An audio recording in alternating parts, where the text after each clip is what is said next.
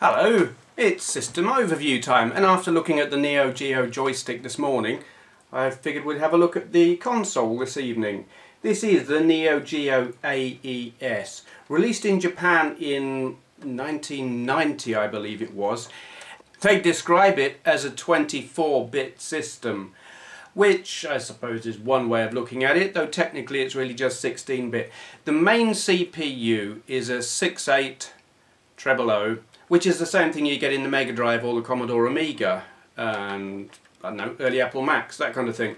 But it's also got an 8-bit Zilog Z80, used as a coprocessor that can operate as a parallel CPU, or it was used for audio processing.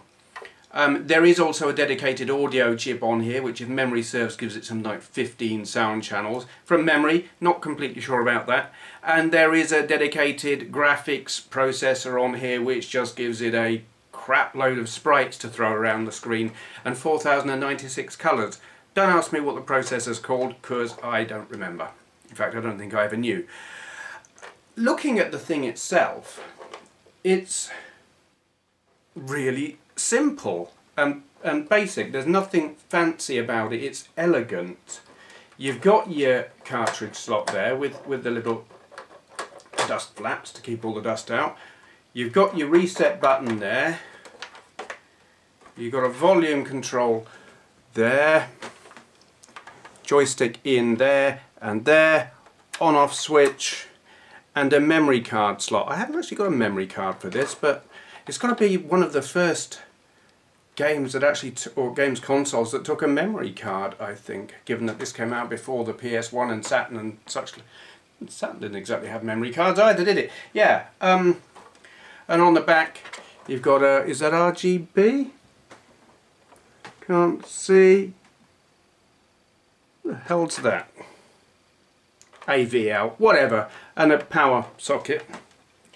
And yeah, it's not actually very heavy. It looks solid and well made, and I guess it is, but it's not heavy. It feels like there's plenty of fresh air in there. The plastic isn't exactly top quality. It feels a little bit cheap and a bit brittle. But it looks nice. The thing that gets me about these isn't the console itself, it's the cartridge. Now, you're familiar with your Mega Drive cartridge size. You know how big that is. Here's a Neo Geo cartridge. It is mental. It's bloody enormous. It's bigger than a PC Engine console. And where this you've got your little circuit board edge connector doofer.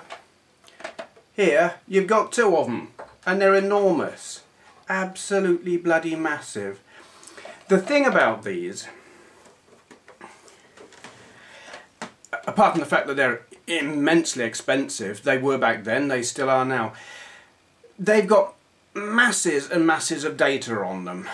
It probably says on the box how much is in here. 45 megs it says. Now that will be megabits, but when something like this had something like 4 megabits, 45 is quite a lot. And that meant a lot of memory chips, ROM chips, whatever. It was expensive. Part of the reason for this is SNK didn't compress their graphics or their data or whatever. It was done with a lot of later Mega Drive, well I don't know about Mega Drive, certainly on the SNES I've come across it. If they had a lot of data to cram onto a cartridge, they would compress it and then decompress it on the fly as they loaded it up. SNK never did that, so they used much larger, more memory, well, more memory. They used more memory than they possibly needed to, which made them more expensive than maybe they needed to be. But they were a prestige brand. It was all about, you only had one of these if you were loaded. And really, I mean, when they were initially released, they were just released into places like hotels and bars, and you could rent one. You know, if you went and stayed in a hotel, you got a room for a night in a hotel, you could rent one of these for the night. And they weren't meant to be a consumer product. It was just a way of getting their fancy arcade games into hotel rooms and stuff. But they realised, okay, maybe there was a market for people who were just plain loaded, who could afford one of these. And these. Some of the I mean, God, what is it?